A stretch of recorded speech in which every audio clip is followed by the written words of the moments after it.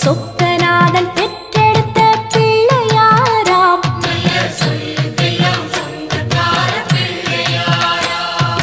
கைலாய மலைய விட்டு தெற்கே வந்தாராம். இந்த பிள்ளையாரு பட்டி கண்டு இருந்து விட்டாராம்.